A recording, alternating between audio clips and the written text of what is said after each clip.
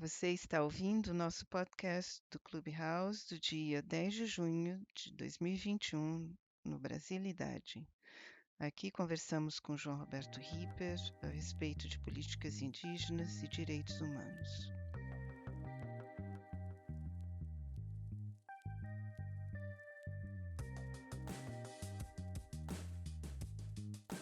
Conta um pouco dos projetos e agora durante a Covid, você está falando da situação de fome no Rio de Janeiro. O que você tem feito? Então, eu cheguei no Rio, só consegui voltar, já tínhamos uns 4 a 5 meses de Covid, né? Foi quando eu cheguei e consegui voar de volta, consegui o retorno de Fortaleza. Eu tinha me operado, né? Bem no início, bem ali no primeiro dia da pandemia. Então, até sair de lá e poder conseguir estar em condições para voltar e com a pandemia eu não conseguia. Então, já cheguei tarde. E aí, primeiro, me foquei bastante em me recuperar fisicamente, né?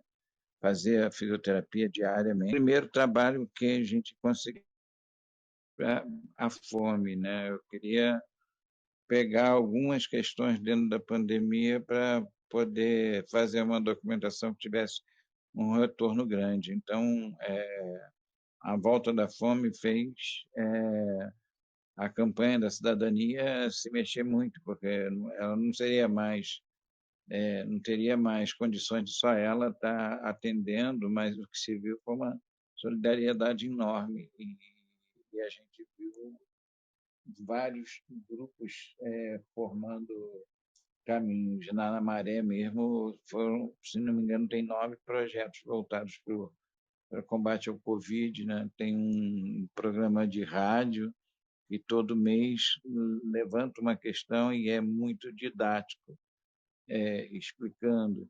Tem um programa de você contribuir, incentivar para que as pessoas com Covid fiquem em casa, né? Quando não tem que ser levadas para o hospital, fiquem em casa, não saiam, e aí isso faz um outro projeto de solidariedade, onde há um projeto lá só de mulheres que fazem comidas, e essas comidas, essas marmitas, elas são servidas para essas pessoas que estão com Covid nas casas, tanto no almoço como na janta. Aí tem o projeto de correr atrás para combater as aglomerações, né? Tem uma parte do projeto que é de alimentação mesmo, para toda a população que está com fome, e na Maré. Na Maré são 16 favelas, né? E, e aí é um trabalho alucinado, principalmente ali naquele trecho que pega mais a Nova Holanda, né?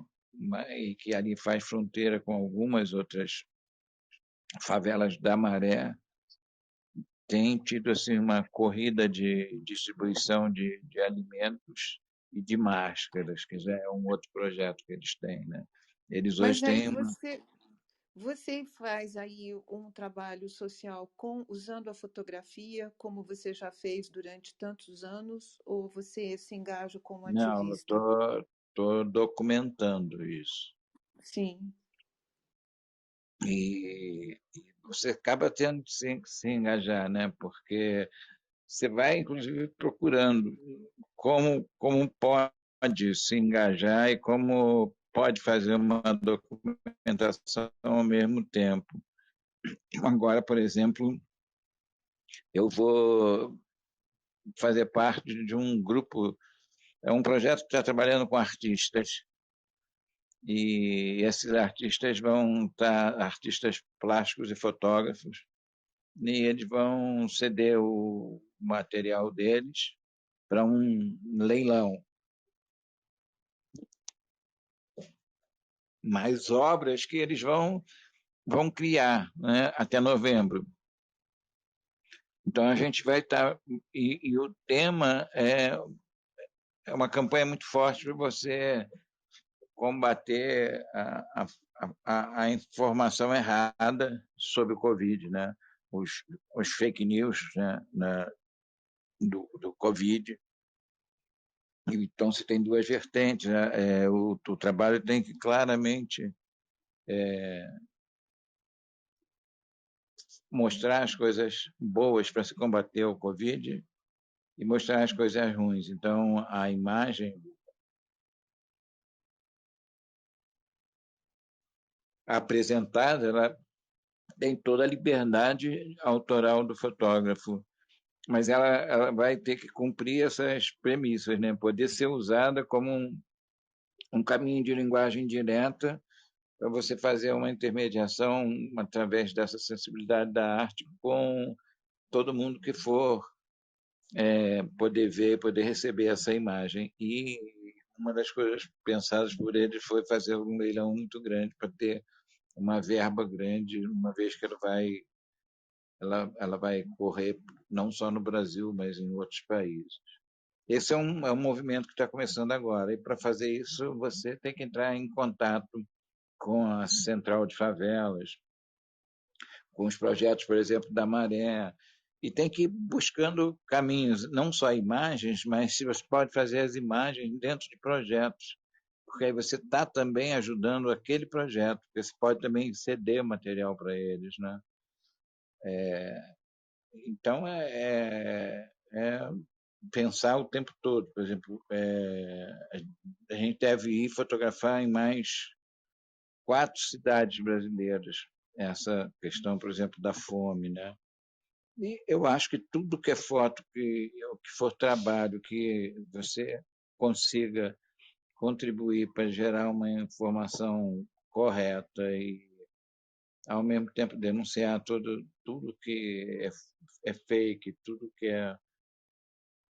que não contribui, assim, bem importante. Não é uma coisa muito fácil de buscar essas imagens, não, porque você também tem, embora você tenha liberdade total para criar, você tem que entender que isso tudo vai ser vinculado, na sua maioria, nas mídias sociais, né?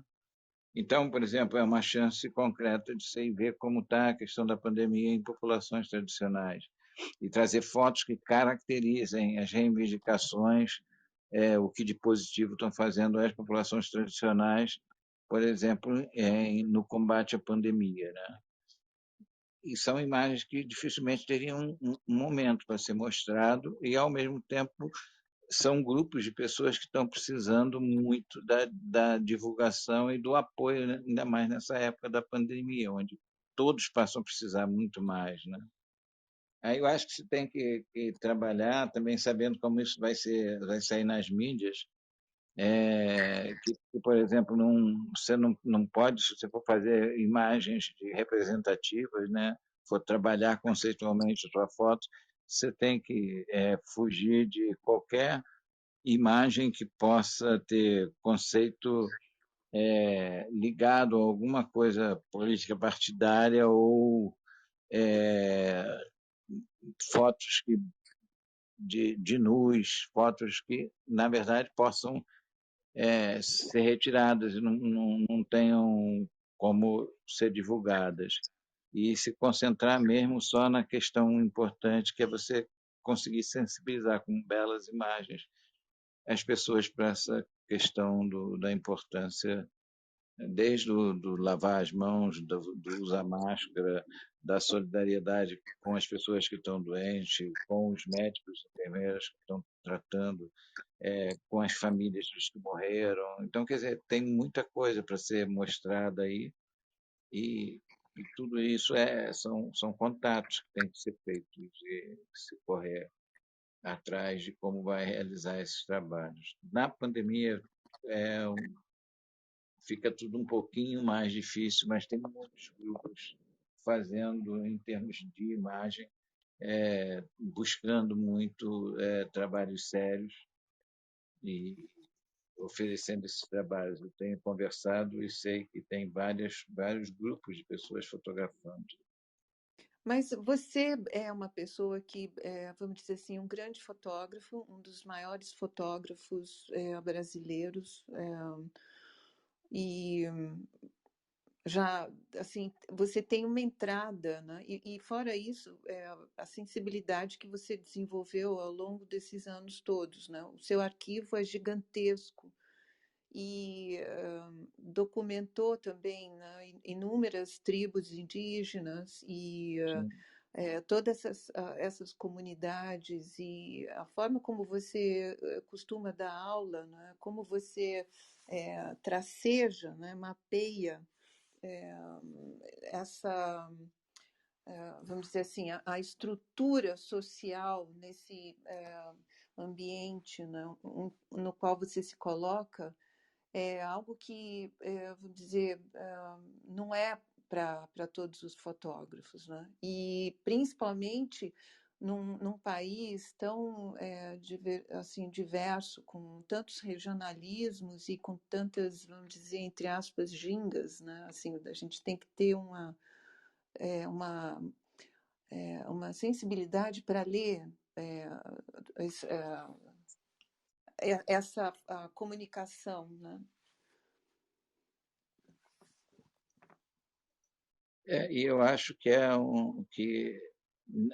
um momento onde a gente tem que ter calma para fortalecer inúmeros movimentos de inclusão forte, de presença de segmentos da fotografia que não tinham espaço e que estão conseguindo tomar um espaço muito grande e apresentar um trabalho de revelação muito forte das suas comunidades. É como é o movimento de fotógrafos indígenas, né?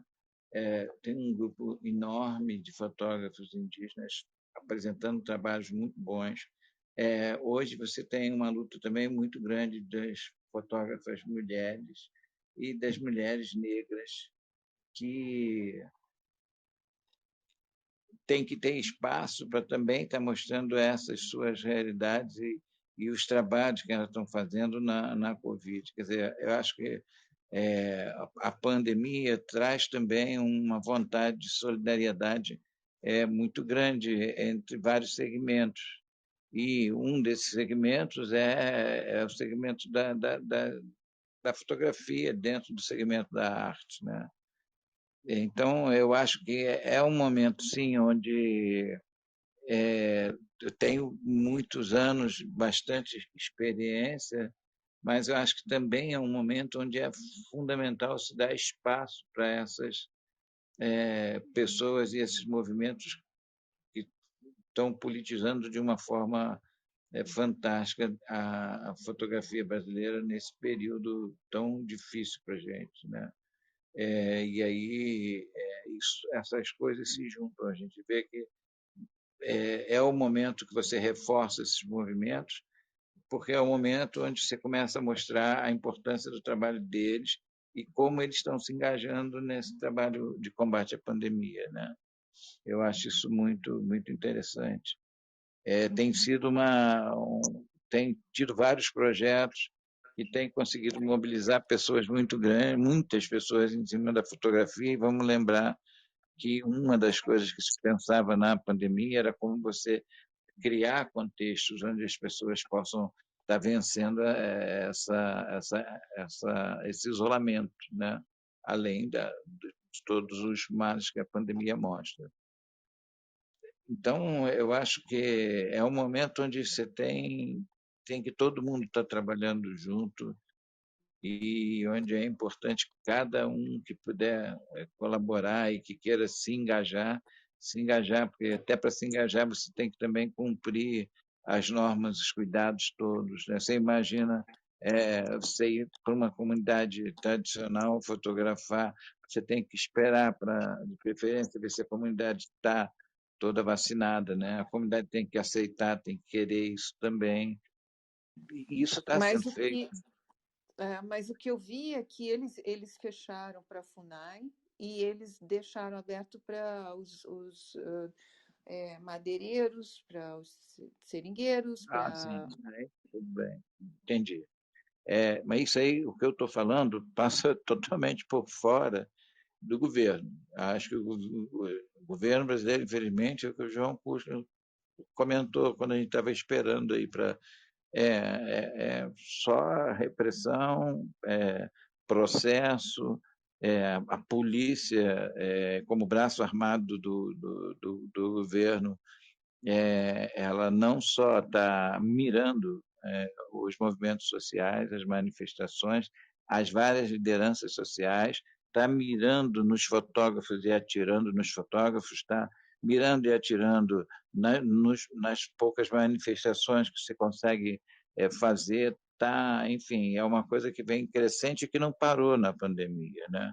Então, está tendo um verdadeiro massacre dentro das favelas, né? Onde a gente passa a ver um governo que bota todo o seu racismo para aparecer nas formas mais fortes, não só em discursos dos presidentes, mas em manifestações de direita, né, contra todos os direitos, e na atuação de barbárie que o governo tem feito, mesmo com a pandemia, despejando índios, matando indígenas, invadindo terras indígenas, não só com garimpo, não, mas com mineradora mesmo, mas com as empresas de madeira, né? As empresas que normalmente utilizam o trabalho escravo, né? A gente tem, inclusive, a volta do trabalho infantil dentro da exploração. Quer dizer, eu acho que os lados na pandemia eles acabam crescendo. É incrível como aumenta a capacidade de exploração das pessoas que estão muito bem financeiramente, dos grandes empresários, né? Porque seguem uma linha do governo, como cresce uma repressão feita pelo exército, né? Você tem um número impressionante de militares hoje contratados, né, dentro do governo brasileiro e, enfim, não deixam de receber os seus salários e salários para a vida toda e com heranças, né, das famílias, mas agora estão recebendo também do governo, né? Quer dizer, estão em cargos numa quantidade brutal de milhares de militares. E eles estão indo para as ruas, estão reprimindo as poucas manifestações que tem, né? Ontem mesmo a gente teve julgamento para reparar a violência de um colega que perdeu a vista num tiro. O João pode falar melhor ainda disso aí, que ele estava participando, mas a gente tem violências despejando índios, teve isso no Mato Grosso do Sul direto, negativas do governo de aceitar, por exemplo, o isolamento que eles propunham para o enfrentamento da pandemia, a forma como eles viam essas coisas, a negativa de vacinas nessas áreas, o retardamento de tudo que era pedido, né? E aí você tem uma briga também, as organizações sociais e humanitárias lutando para conseguir furar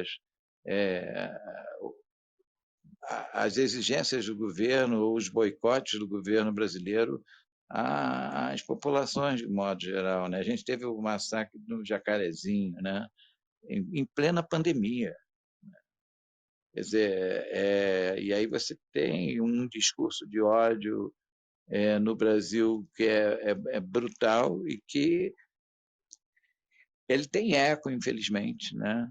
Mas também está tendo eco todo o movimento de solidariedade que existe de luta. Então, eu acho que a gente está vivendo essa pandemia intensamente, porque ela não diminuiu, pelo contrário, ela só aumentou também os outros problemas que que já existiam eram gritantes no Brasil, né? E eu acho que um salta no meio de tudo isso, que é o discurso do poder, né?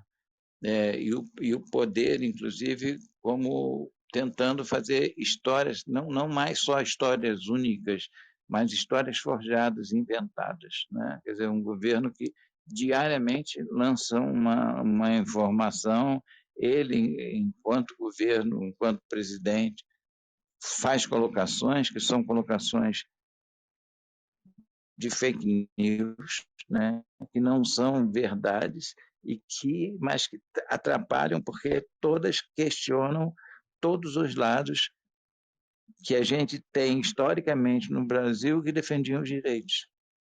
Então, a gente hoje vive um Brasil onde, com uma força muito grande de repressão militar, de corrupção de militares dentro do governo de Bolsonaro, você tem um grito pela cassação de direitos, né? Até direitos, por exemplo, que o trabalhador tinha de periculosidade, anteontem, se não me engano, ou ontem, tiraram, se não me engano, de 30% para 5% a periculosidade, quem recebia periculosidade. Então, a cada dia você tem uma notícia muito ruim de algo que fizeram ou querem fazer. E a luta continua, a gente tem que estar sempre lutando. A gente sabe que se as organizações não correrem atrás para gerar muito alimento, distribuir muito alimento e pensar com isso como atingir quem está fazendo uma produção sem agrotóxicos, uma produção ecológica, poder, se haver movimentos, você ter verba para comprar material dessas pessoas e distribuir para as populações que não têm como comer, né? Cujo desemprego aumentou brutalmente. Então, você convive diariamente com isso, com a violência, né? A companheira estava falando até da dificuldade, né? A Ângela, dos trabalhos que continuavam, por exemplo, com as crianças na Maré, que já eram crianças no projeto que ela participou, com assim, problemas muito fortes vindo em consequência da violência e que agora perderam seu espaço de poder passar o dia convivendo com iniciativas positivas, né? Porque a pandemia também inviabilizou verba e continuidade de inúmeros projetos. Então, acho que é sempre uma luta muito grande o que se vê acontecer, né? E eu acho que como eu aprendi muito isso com as populações tradicionais, é um momento onde a gente tem que vestir a máscara dessas populações, que é ter a deliciosa teimosia de ser feliz, né? E, e de não Muito bom responder você falar isso. com Eu, violência eu, nenhuma. E acho ela que, diz, a Sônia, mesmo não tendo entrado, eu gostaria de citar aqui, complementando o que você acabou de dizer, que eu acho importante, frisando uma palavra que eu acho super assim chave, que é a preservação. Então, tem um comentário que ela faz, que ela diz: de que adianta dinheiro se não há água? E aí eu vou a três palavras que eu acho que têm valores, vamos dizer, indígenas e que são bem presentes, mas também deveriam ser para o brasileiro em geral. E eu desmembro civilidade, civilização e cidadania. Passo a palavra a vocês. bom, acho que eu falei demais, eu ouvi os outros agora. Eu queria primeiro dizer, João, ao João Cuxar, que eu admiro profundamente o teu trabalho, e que inclusive o que eu fiz lá na Maré também teve muita inspiração nos seus estudos e na sua proposta de educação do olhar, tá? Eu Ripper, é impressionante, eu que estou fora do Brasil, mas que fico acompanhando, né, essa situação. E o que eu percebi muito é que essa questão que a Julieta tocou, essa questão da cidadania, a importância da participação, como você falou, de trazer grupos, né? Que antes a fotografia estava muito restrita, ainda é muito restrita, né?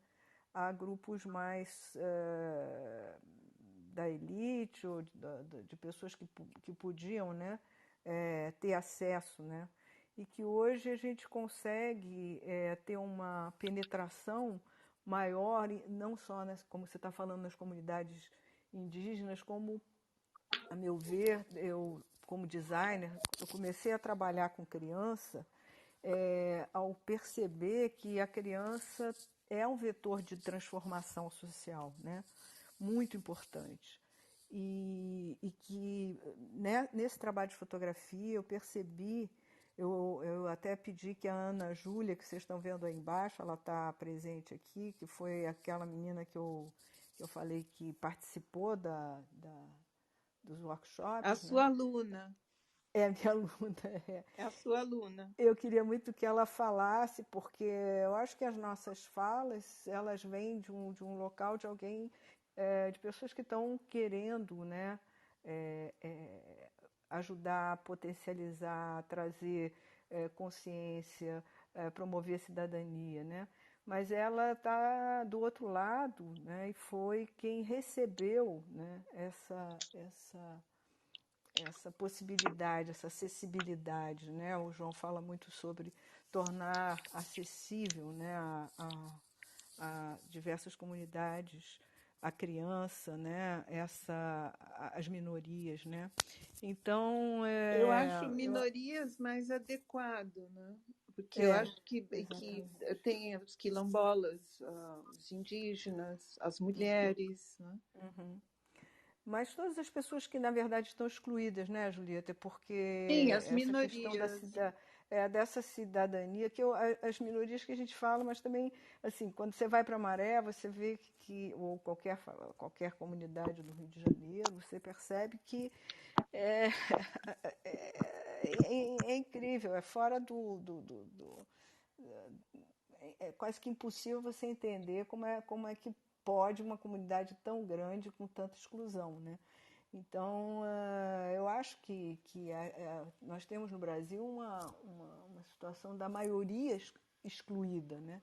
Essa maioria que a gente tem que incluir, né? No Rio de Janeiro tem mais favela do que, na verdade, bairro normal, né? Bairro com a parte toda de cuidado, né? Que seria o normal para todo mundo, né? E eu acho que a marginalização ela acontece também em qualquer classe social no Brasil, né? Porque você pode ter o racismo,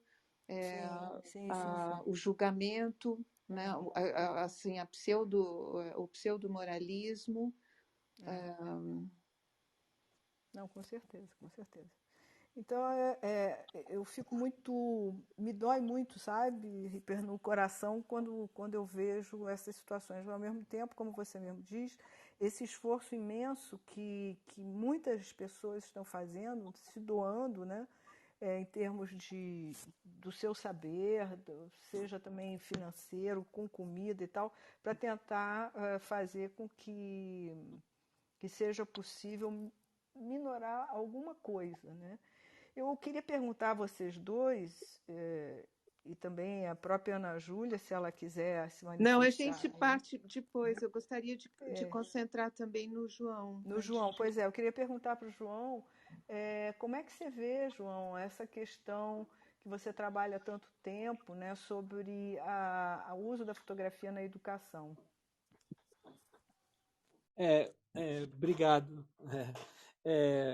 Agradecer oficialmente aqui, né, o convite, estar do lado né, da Ângela, que eu conheci agora, mas já estou curtindo aqui ouvir, né, a fala.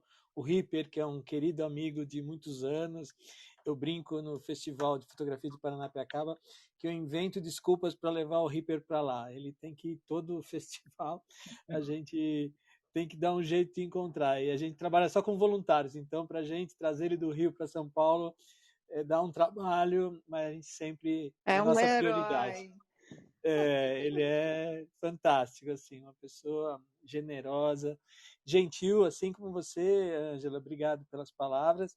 E é assim, quando eu comecei na fotografia, na verdade, eu comecei pela educação, né? Eu não sou, por exemplo, como você falou da área de design, o Ripper é um fotógrafo, né, fantástico, né, como a Julieta falou, um dos mais importantes fotógrafos brasileiros, e eu concordo com isso. Então, eu comecei pelo campo da educação, de trabalhar com comunidades aqui em São Paulo, né, há mais de 30 anos na Zona Sul e na Zona Leste.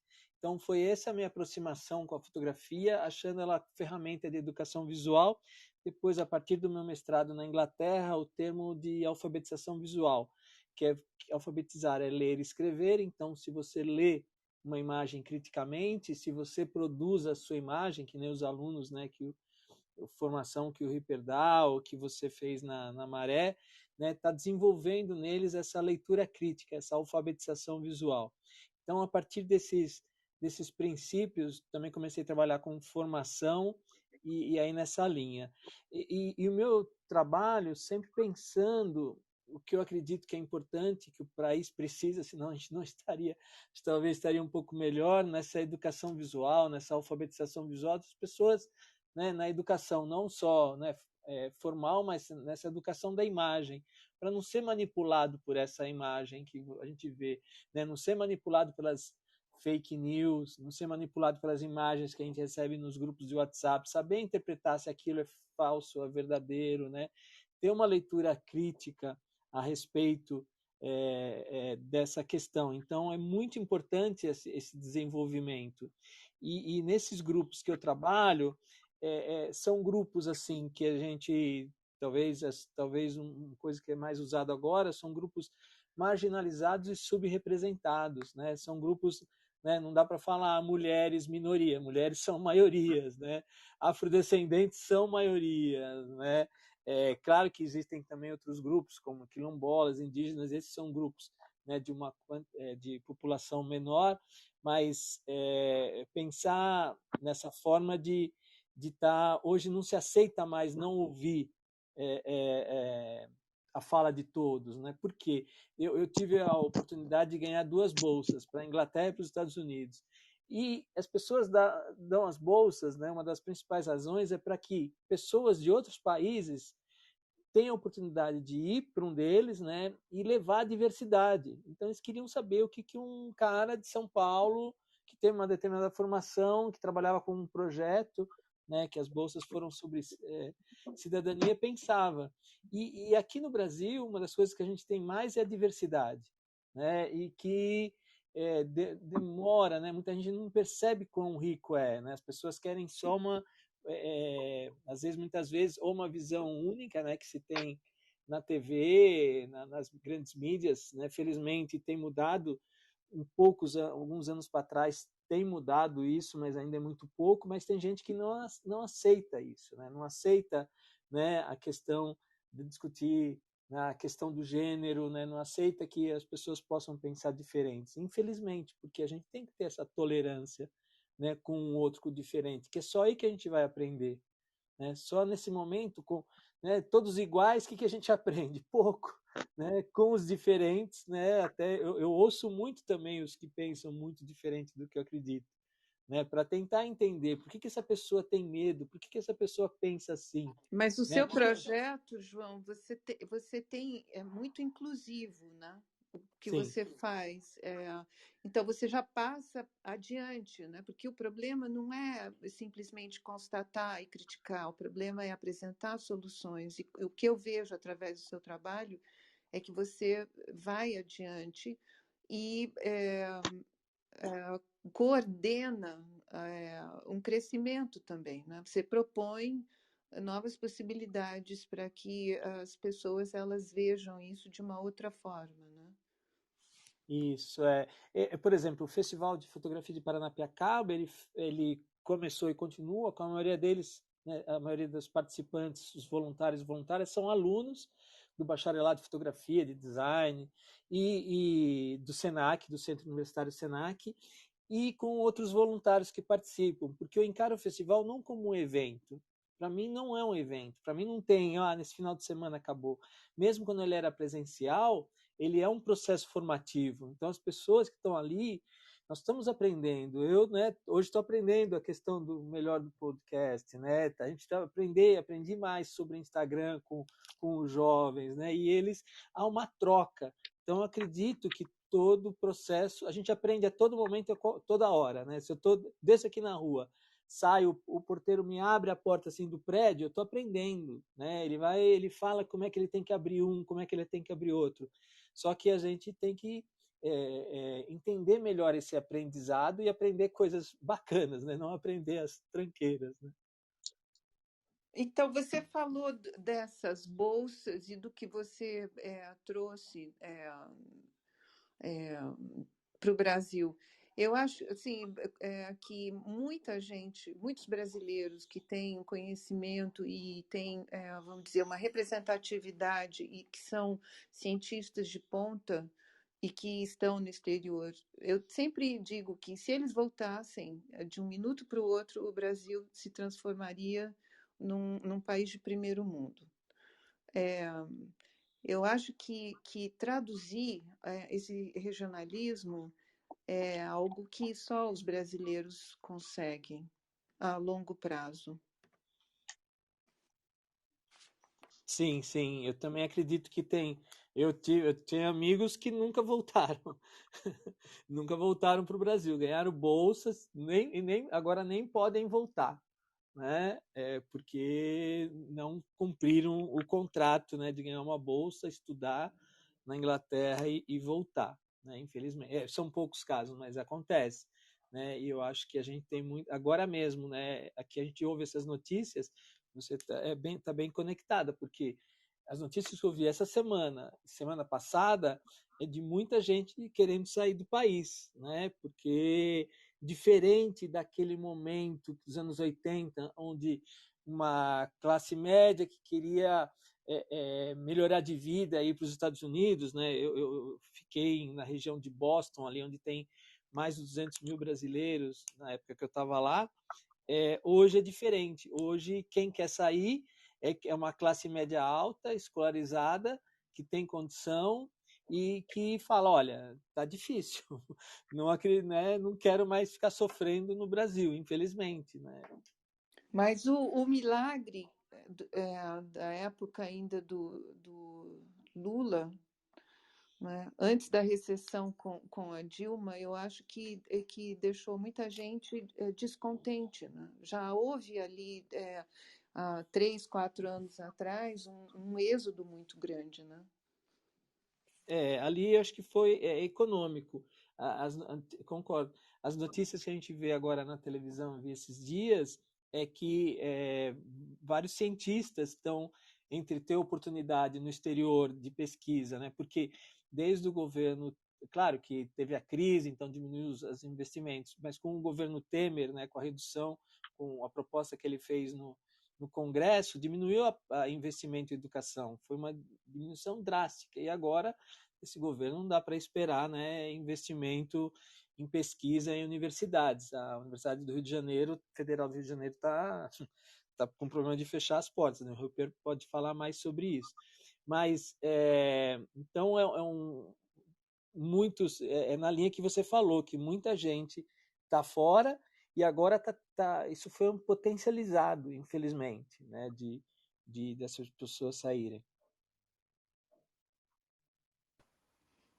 O Julieta tem aqui a Cíntia Dornelles, que é fotógrafa também, que entrou e está levantando a mão. Não sei, Cíntia. Oi, Cíntia, tudo bem? Oi. Tudo Deixa eu bom? ver deixa eu ver como é que faz para falar. Tá me ouvindo? Todo mundo está ouvindo. Então, boa tarde. Eu estou tendo a chance, eu consegui, na verdade, só agora que eu consegui entrar, fazer parte dessa nova plataforma. Foi complicado, mas eu estou feliz de ter vindo parar aqui. Quero parabenizar a todos vocês por estarem trazendo esses assuntos que nos importam tanto. Agora, eu só queria fazer uma pequena ressalvinha minúscula, que a questão é a seguinte: em 2012, 2013, a gente, na verdade, como classe média, a gente estava muito bem. Eu me lembro que foi a primeira vez na vida que eu pude andar com a minha máquina fotográfica no centro da cidade, que ninguém ficou olhando com cara de que ia levar a minha máquina, né? E foi um ano que eu viajei para fora, a gente até viajou junto, né? Assim, foi um ano que foi bem rico. Assim, eu não sei exatamente para quem estava ruim. Haviam coisas ruins, por exemplo, eu acho que uma crítica, sem dúvida, que há a ser feita é que nunca houve, por exemplo, saneamento básico, nunca foi feito um trabalho sério de saneamento básico. Tem algumas coisas onde realmente falhou, mas outras, desculpem, eu não sinto que a gente, classe média, foi particularmente prejudicado em 2012, 2013. Eu não sinto assim, pelo contrário, eu estava aí fazendo 1000 cursos de fotografia, comprando material fotográfico, achando ótima a brincadeira, que finalmente ficou popular, porque quando eu era jovem eu adorava fotografia, mas custava muito caro, não dava para fazer. Ao passo que ficou popular, ficou fácil de fazer a partir daí. Então é só essa pequena ressalva, segue o barco, gente. Só Boa uma tarde. colocação, eu concordo também no seguinte sentido: o que a gente está vendo hoje de uma reação, né, vamos dizer assim, da direita, né, que resolveu na eleição do atual presidente, foi reflexo muito desse, vamos dizer assim, da política afirmativa que teve, né, das questões que são discutidas. Hoje eu vejo assim, eu tenho, né, o Ripper também tem, a Ângela também viu. O que acontece é que, e eu ontem estava colaborando com o ensino médio, eu trabalho com formação de professores, eles falaram, os alunos não aceitam mais as referências, né, de colocar referências da Europa, dos Estados Unidos em sala de aula. Não adianta vir, né, com alguns fotógrafos, né, que já são importantes na história da fotografia. Eles querem as referências do cotidiano. Cadê os afrodescendentes? Cadê as mulheres? Cadê as pessoas próximas do nosso assunto? Então, essa consciência, eu acredito que veio realmente a partir dos anos 2000, 2005, 6, 8, com as políticas, né, de afirmativas, né, reparatórias. Então, eu acho que realmente isso, de discutir a questão do gênero, então isso criou uma reação de algumas pessoas que têm medo dessa. Não sei por que tem medo, não precisam ter medo disso, né? Não tenham medo, né? Que todo mundo Mas aí tem é que mesmos está direitos. a cidadania, né? É, Citizenship, que é o que assim a identidade do brasileiro, né? Que ela passa a ter mais importância.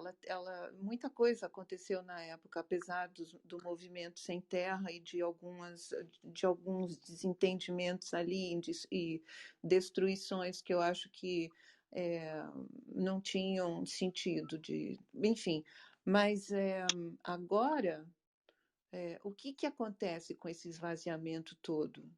Eu acho que a pandemia ela ajudou a muitos intelectuais, né, que se dizem, vamos dizer assim, esclarecidos, a se olharem bem no espelho, né? Porque de repente houve a confrontação vinda de uma pandemia, porque eu acho que se não tivesse tido a pandemia, muita gente haveria se escondido até o final do governo.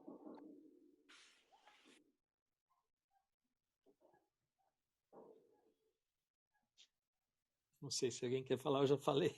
Eu não sei se vocês concordam, essa foi a minha impressão.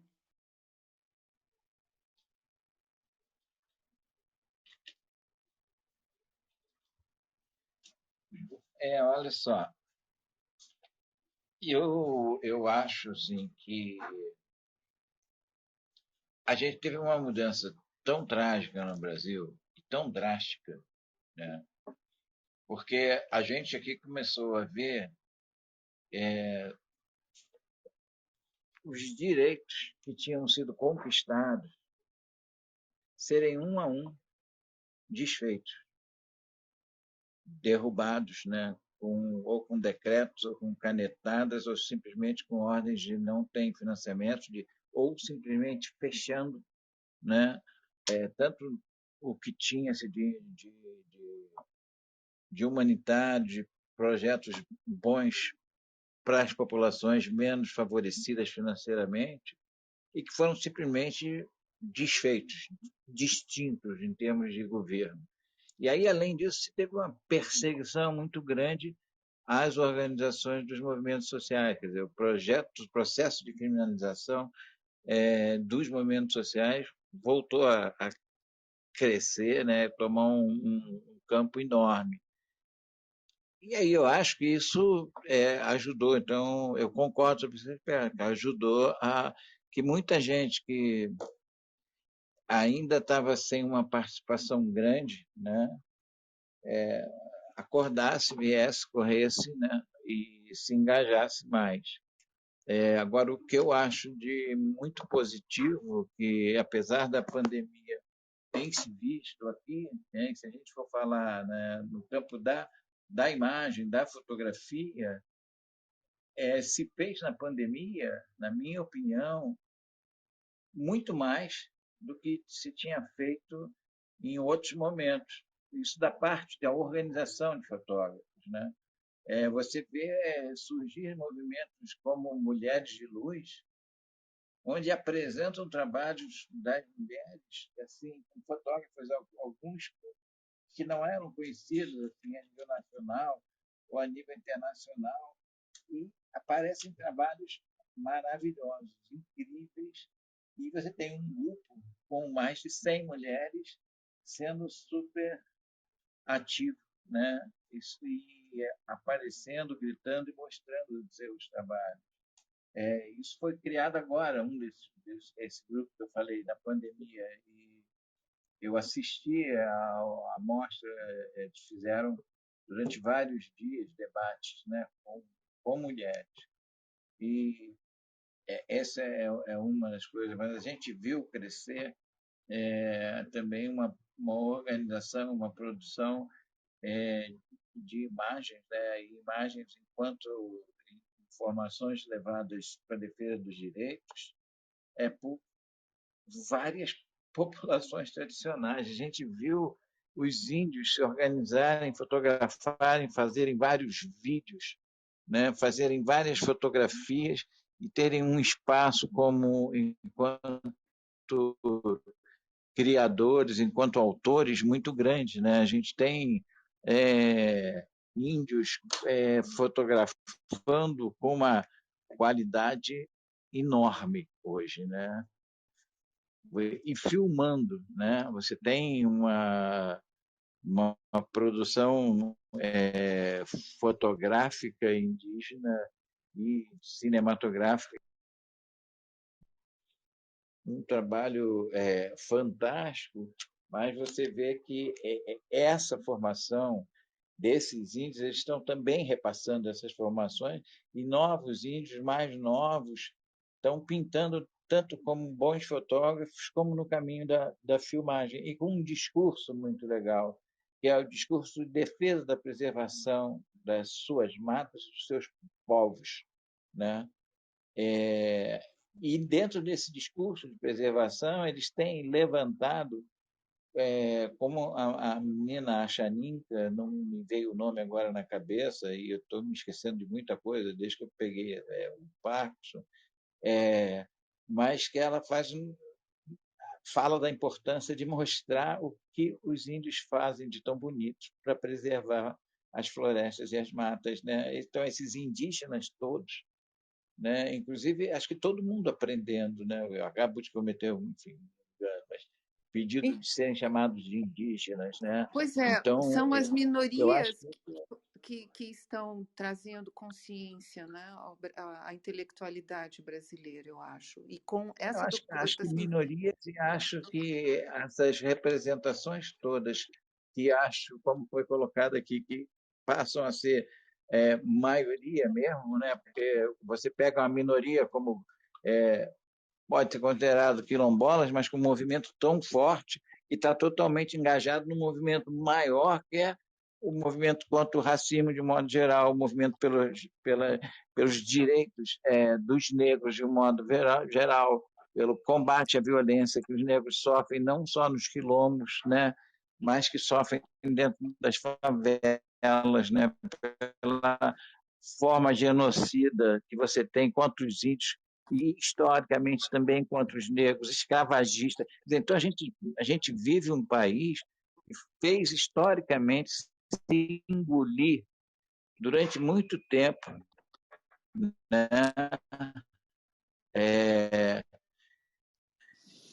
Uma presença sempre de uma narradora que fazia com que se tivesse uma história única para se contar as coisas e que obrigava todo mundo a engolir uma política onde o índio era usado como o quê? Como mão de obra barata, como mão de obra escrava. Que os negros chegam de fora e depois os negros brasileiros usados também dentro de uma política de escravidão.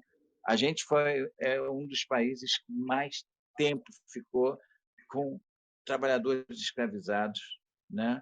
E houve uma luta enorme para se denunciar isso, combater o trabalho escravo, principalmente o trabalho escravo nas áreas rurais, né? Mas a gente teve na nossa história o genocídio e o massacre de populações negras e o trabalho escravo e o racismo, né? Racismo de que são vítimas, por exemplo, crianças índias e negras, contando toda a nossa história.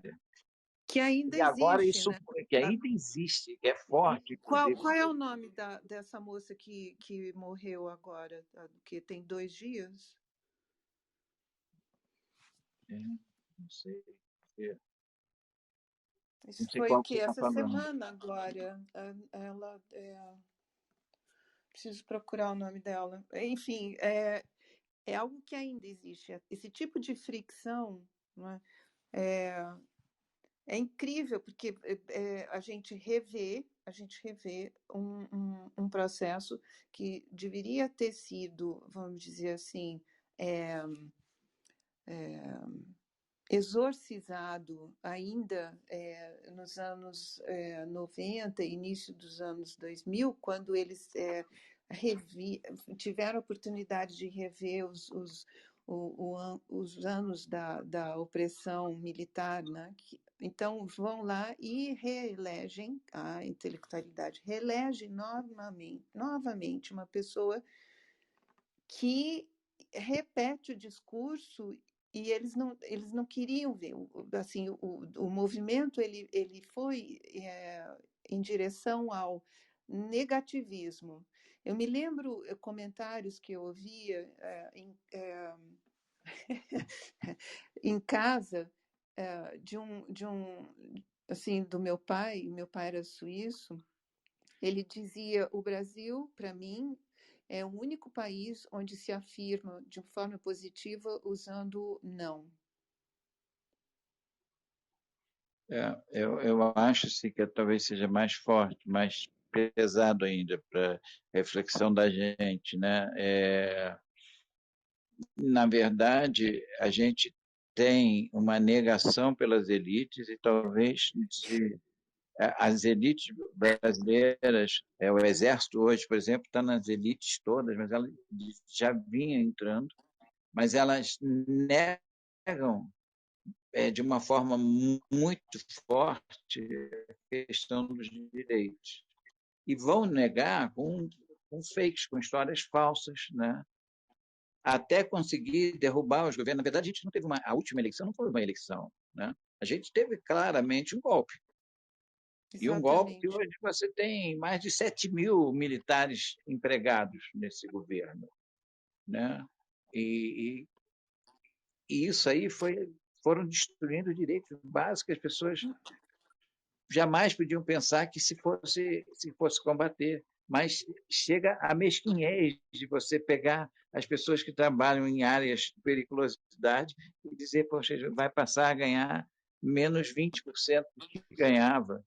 Quer dizer, vai a uma mesquinhez de tirar os mínimos direitos que você tinha em quase todas as profissões, né? Elas vão ser tem um verdadeiro choque de violência e, principalmente, de discurso, onde o que a gente tem que fazer é destruir tudo que foi feito. Quer dizer, o presidente da República ganha a eleição, né, que na verdade para mim foi golpe mesmo, e ele diz: eu não vim para construir, eu vim para destruir o que o comunismo tinha feito. E esse discurso comunista é absurdo, né? Porque de repente você tem, quando você vê um artista norte-americano se posicionar em favor da floresta, ou da dignidade humana e tal, você vê aqui falarem dele como se ele é comunista. Quer dizer, então virou uma coisa que não tem discurso, isso é coisa de comunista, acaba. E aí foram seguindo os direitos, né, todos. Acho que tem-se, de novo, um trabalho muito grande, porque hoje, pelo menos, tudo isso traz à tona uma coisa que hoje é muito mais clara e que antes não se via ou não se queria entender. Primeiro, há uma culpa e uma participação brutal do domínio da informação no Brasil pelos poderes, fazendo uma história única onde os pobres foram alijados da informação dos seus fazeres. Então, a gente passou 20 anos vendo a mídia não publicar nada que mostrasse as belezas dos fazeres das populações menos favorecidas, populações de favela, populações periféricas, e um aumento dessa visão periférica para as populações tradicionais. Elas foram negadas o tempo todo na informação. Então, quem recebia a informação só recebia a informação de morador de favela como se ele fosse potencialmente um criminoso. E, assim, a população, à margem da lei, dentro de uma favela, é de 0,5% da população favelada.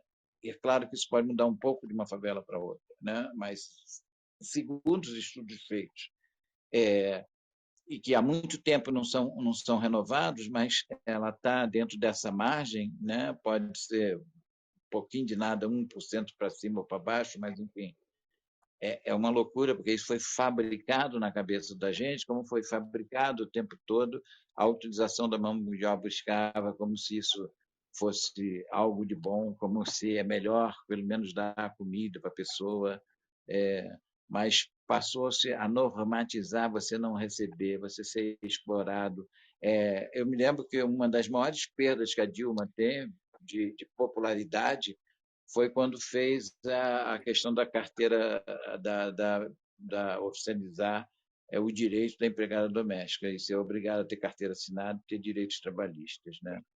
Mas isso é uma das coisas que você vê hoje, é a destruição de tudo isso. E realmente incomodou também as conquistas, né? Incomodou a elite brasileira e a classe média alta, inúmeras pessoas, só que tinham algum pudor para não expressarem isso. E hoje esse pudor desapareceu. Então, as pessoas não gostam de saber que você está vendo nas escolas públicas, porque as escolas públicas, como Pedro II, como o CAP, como até se a gente colocar o próprio colégio militar, vocês tinham, o que a gente via era muitas vezes uma luta grande para que quem chegasse às universidades públicas fossem os filhos da classe média, né? Quando a gente viu essa mudança e viu um caminho onde botou inúmeras pessoas realmente pobres nas universidades, a gente teve, assim, eu vi isso claramente dentro da Maré, por causa dos vários fotógrafos que não só se formaram, puderam viver com fotografia, mas que também conseguiram se formar, conseguiram fazer mais de uma faculdade, ou fazer pós-graduação, ou fazer mestrado, e alguns fazer seus doutorados. Morador de favela, que veio para a favela migrando do Nordeste, né? A gente viu mudanças Exatamente, a gente viu mudanças exatamente. no semiárido brasileiro como nunca se tinha visto no mundo. Agora é Mais de impressionante 1 milhão que de. E tudo isso é negado, tudo isso não foi mostrado. Então, a gente teve também anos e anos, décadas, né, de fazer a cabeça da décadas, sociedade, dizendo assim: olha, do lado da décadas. pobreza só vem a violência. E olha, assim, Então, por nesse, isso, hoje, dar voz a essas pessoas, eu acho que é essencial até para a gente mesmo aprender como vão ser as próximas lutas. Né? Eles têm que estar lá para falar essas populações todas. Né? Acho que eu acho essa inclusão tem que ser que é muito maior. impressionante. Pois é, mas eles estão falando, né? Do jeito que, assim, eles estão comunicando, vamos dizer, são eles que, assim, minorias e maiorias, como você falou, marginalizadas, que estão se engajando e vamos dizer, a elite, o establishment intelectual, ele começou a perder terreno e resolveu aderir, porque não é? Assim, chegar numa líder indígena que concorre à presidência em 2018 e depois à vice-presidência com o Boulos, né? E ela é a pessoa que está organizando agora um movimento novamente, né? E ter que responder perante a Polícia Federal por um filme que é impressionante, que fala da cultura brasileira e mais nada, que usa música, poesia, imagens incríveis, a fotografia é impressionante, não tem nada, absolutamente nada de pornografia, nada de assassinato, nada, nada. E é um filme que é considerado, vamos dizer assim, de esquerda, um perigo para o governo, porque critica de frente o atual governo brasileiro. E aí a gente vê Maria Bethânia, né? Vamos pensar nos anos 60, e ela declara: a mãe do Brasil é indígena. E aí a gente ouve a Lucélia Santos falando da Covid como genocídio legislado. E o negócio vai, são 7, e um deles está fechado aí no YouTube. Isso, para mim, eu considero maravilhoso. Isso, para mim, é maravilhoso. O Julieta e Ripper, o que vocês estão falando, eu concordo, sim, 100% que é importantíssimo o que está acontecendo, que é a virada, que é o dar protagonismo aos grupos que antes não simplesmente eram oprimidos ou consumidores de um certo tipo de narrativa, né? Como o Ripper falou muito bem, quer dizer, não havia forma de expressão, né? E de reconhecimento das comunidades tradicionais. Eu trabalhei como designer, eu fiz um trabalho para a Caixa Econômica Federal chamado Artesanato Brasil com Design, que foi uma pesquisa sobre o artesanato brasileiro, que a gente viajou o Brasil inteiro documentando e usando os produtos artesanais como brindes, né, para, em vez de dar faca chinesa, uísque e tal, dar artesanato brasileiro como presente do banco, né? E isso foi durante o governo Lula, que inclusive olhou o projeto e falou: poxa, esse projeto, se todas as estatais brasileiras fizessem um projeto desse, a gente mudava o Brasil. E realmente foi uma coisa assim, muito impressionante. Né? E aí, quando muda o governo, muda a diretoria, muda, como acontece sempre no Brasil, isso mesmo. E o Ministério da Cultura passa a ser subsecretaria. Sim, sim. Aí o que vem em seguida, né? O governo que vem em seguida destrói tudo que o anterior fez, né? Então, assim, essa é uma realidade. Eu, quando resolvi sair, eu fui empresária durante muitos anos no Brasil. Quando eu resolvi sair do Brasil, é porque eu comecei, sempre trabalhei com empresas, com grandes empresas, para o governo. E quando eu comecei a sentir o que estava acontecendo, ninguém acreditava que o Bolsonaro ia ganhar. Eu falei, olha, o Bolsonaro vai ganhar e a classe média vai pedir, pelo amor de Deus, para os militares entrarem. E eu não quero estar outra vez aqui para ver isso. Vou lutar pelo meu país numa outra plataforma. É o que eu venho tentando fazer. Né? Eu fechei minha empresa, realmente com muita tristeza, saí do Brasil com muita tristeza, porque eu passei muitos anos na Europa trabalhando, estudando, voltei para o Brasil por opção, né? Faço trabalhos sociais no Brasil sempre que tenho oportunidade, mas ser empresário no Brasil, ser pequeno empresário no Brasil é quase uma missão, porque você não tem ajuda, você não tem nenhum tipo de incentivo para ser empresário no Brasil. São pessoas, ou estou falando do pequeno e médio empresário, né? O grande empresário também sofre com uma série de legislações que não são favoráveis.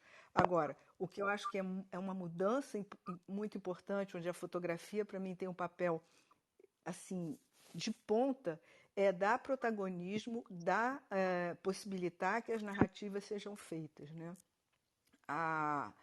Quando você põe uma máquina fotográfica, quando você dá um acesso para que uma criança, ou um adulto, ou um índio consiga contar sua história pelos olhos deles e não pelos nossos olhos, isso para mim tem um poder imenso. Né? Outro dia eu estava vendo uma palestra de uma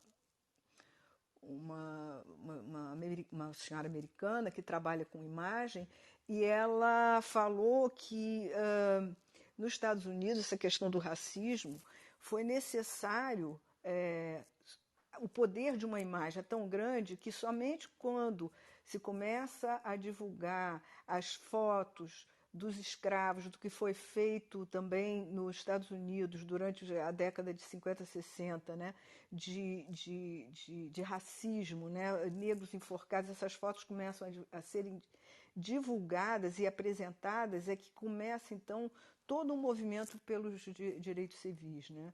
Então, eu acho que esse protagonismo é que vai mudar, e eu me sinto responsável enquanto uma pessoa que sou privilegiada, que estou fora do Brasil, eu me sinto absolutamente responsável de trazer a imagem do Brasil, como eu fiz, Julieta, acho que é a mesma coisa, como eu fiz durante a minha vida inteira, falando sobre o Brasil, explicando o que acontece no Brasil, trazendo as imagens que a gente tem e a beleza que a gente tem da nossa cultura, porque por ser diversa, ela tem essa capacidade de se reinventar.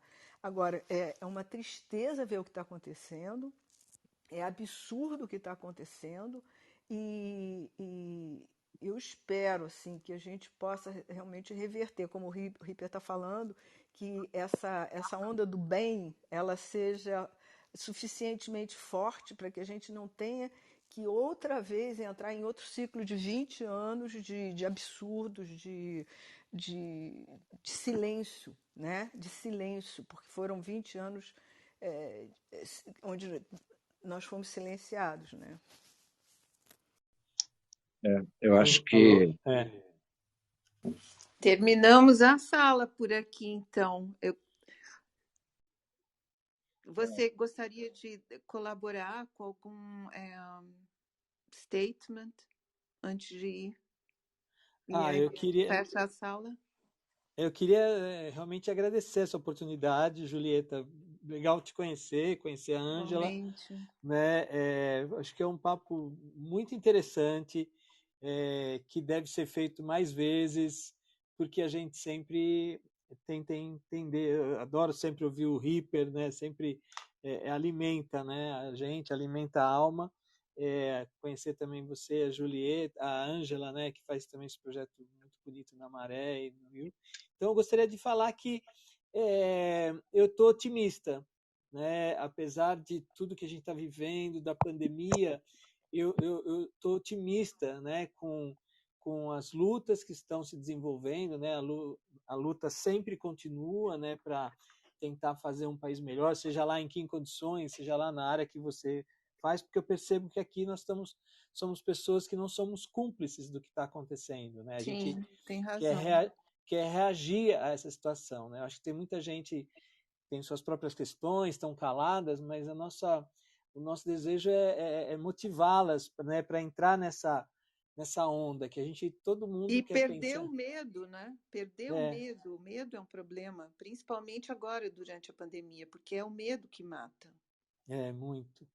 E, e eu acho que, assim, eu mesmo estou em quarentena total por causa dos meus pais, continuo, né, cuido deles também, então eu pus isso na cabeça e estou fazendo, estou tendo essa possibilidade, mas a gente não está, né, na rua, mas a gente está na rede. Então, É muito legal a gente estar junto aqui, assim, foi um momento importante, tá? Concordo. E Valeu. você como uma articuladora fantástica que é.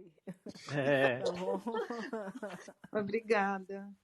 Thank you so much. Um beijo, então. Beijo. Então.